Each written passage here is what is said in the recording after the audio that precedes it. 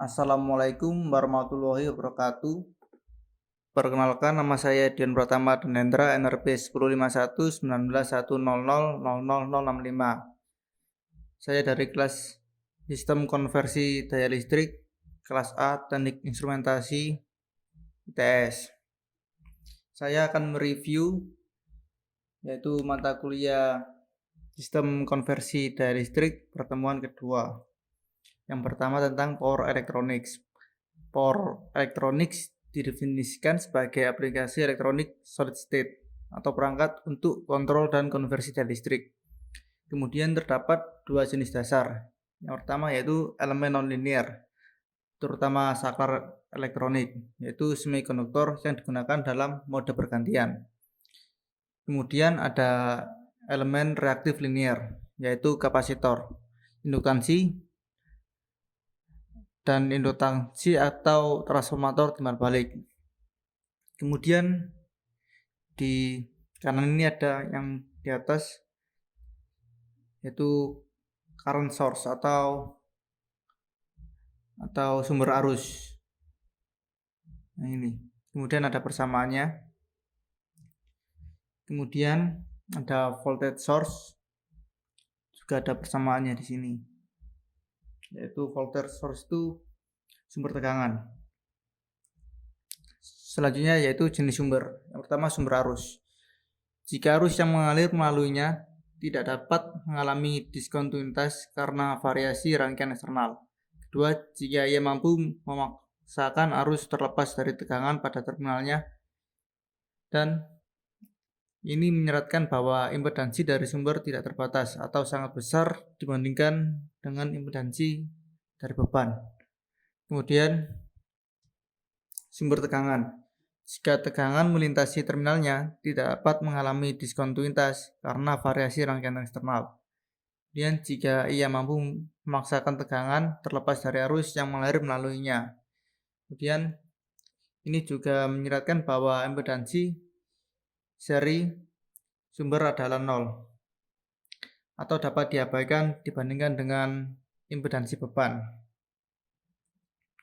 Kemudian jenis sumber kemungkinan. Yang pertama tidak ada sumber tegangan reversible atau tegangan DC. Tegangan DC itu tegangan yang tidak reversible. Tidak ada arus reversible. Kemudian tidak ada sumber tegangan reversible atau tegangan DC tapi memiliki arus reversible. Kemudian sumber tegangan reversible atau tegangan AC tapi tidak ada arus reversible. Kemudian sumber tegangan reversible atau tegangan AC tapi juga memiliki arus reversible. Kemudian di sini tidak ada sumber arus reversible atau arus DC dan juga tidak ada tegangan reversible. Kemudian di sini ada sumber arus reversible atau arus DC tapi tidak ada tegangan reversible. Kemudian tidak ada sumber arus reversible atau arus DC tetapi ada tegangan reversible.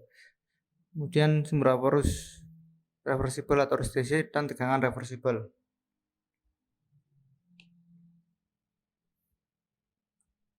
Selanjutnya ada modifikasi sumber. Gambarnya yaitu seperti ini.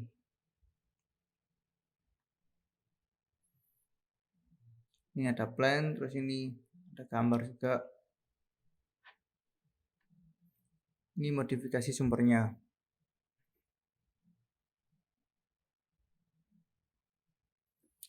Ini U yaitu baterai, ini ada kabel, terus ada voltage source, current source, dan voltage source lagi. Kemudian interkoneksi sumber. Hukum interkoneksi sumber dapat dinyatakan dengan cara yang sangat sederhana.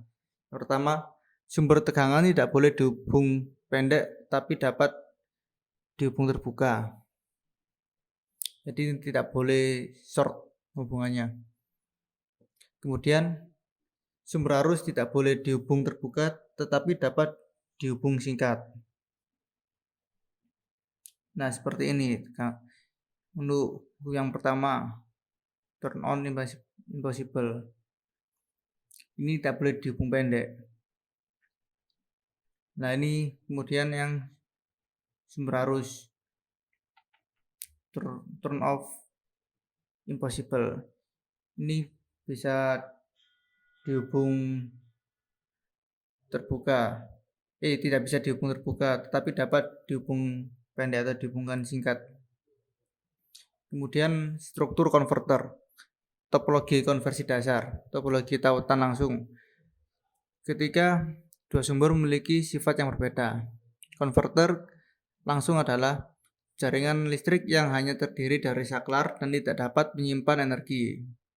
Kemudian dalam konverter seperti itu, energi secara langsung ditransfer dari input ke output dengan asumsi kerugian dapat diabaikan. Kemudian daya input sama dengan daya keluaran setiap saat. Kemudian selanjutnya ada topologi tautan tidak langsung. Ketika dua sumber memiliki sifat yang sama. Yang pertama, tidak mungkin untuk secara langsung menghubungkan dua sumber dengan sifat yang sama dengan saklar. Hal ini diperlukan untuk menambahkan komponen untuk menghasilkan tahap buffer menengah dari jenis yang berbeda tanpa konsumsi energi aktif, atau kapasitor atau induktansi. Kemudian tahap penyangga, ini merupakan sumber tegangan kapasitor. Jika transfer energi antara dua sumber arus dan merupakan sumber arus induktansi, jika transfer energi antara dua sumber tegangan.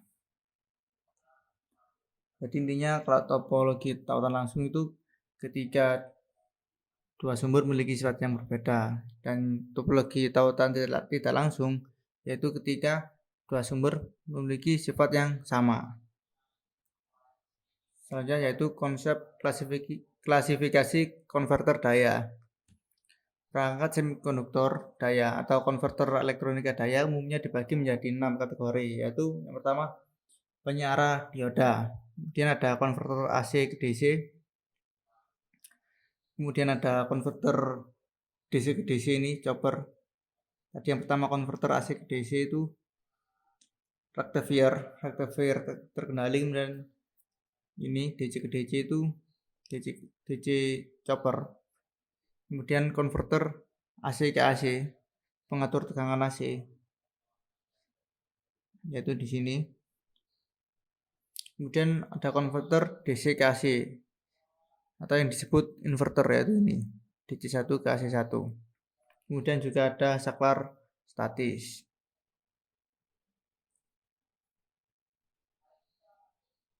Nah, ini ada penjelasan lagi di gambar. Nah, sini DC atau AC converter. Gambar seperti ini sinyalnya. Kemudian DC atau DC converter. Kemudian AC itu DC converter seperti ini gambarnya. Jadi kalau AC ke DC, ini sinyalnya nanti seperti ini. Kemudian AC ke AC converter, sinyalnya seperti ini. Kemudian konsep klasifikasi konverter daya selanjutnya, itu ini ada tentang simbol-simbolnya. Dioda, tiristor, ini ada SITH, terus ada GTO, ada MJT, ada MTO, kemudian ada ETO.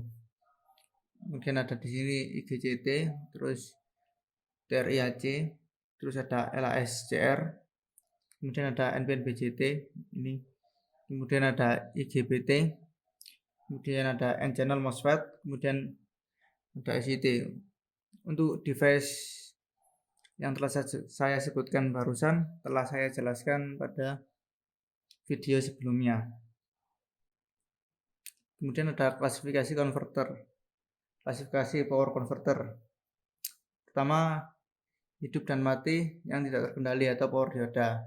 Kemudian hidup terkendali, matikan tidak terkendali itu di restore. Kemudian ada karakteristik nyala dan mati yang terkendali, yaitu ada transistor daya, BJT, MOSFET, GTO, IGBT. Kemudian ada persyaratan sinyal gerbang kontinu, yaitu ada BJT, MOSFET, IGBT. Kemudian persyaratan gerbang pulsa, yaitu ada SCR dan GTO. Kemudian kemampuan menahan tegangan bipolar, yaitu ada SCR dan GTO. Kemudian yang ketujuh, kemampuan menahan tegangan unipolar, yaitu BJT, MOSFET, GTO, dan IGBT. Kemudian ada kemampuan arus dua arah, yaitu TRIAC. Dan yang terakhir ke-9 adalah kemampuan arus secara arus arah, yaitu ada SCR, GTO, BJT, MOSFET, dan IGBT. Mungkin sekian dari saya. Mohon maaf bila ada salah kata. Assalamualaikum warahmatullahi wabarakatuh.